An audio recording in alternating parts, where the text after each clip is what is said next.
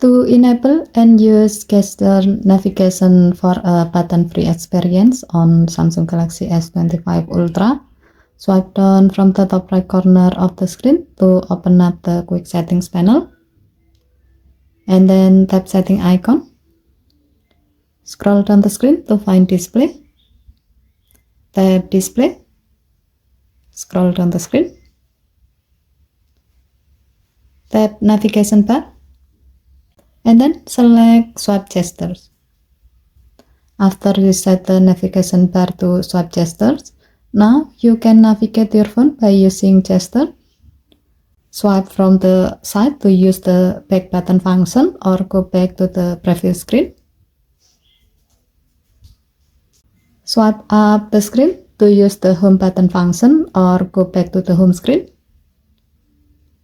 And swipe up and hold to use the recent button function or view your recent app.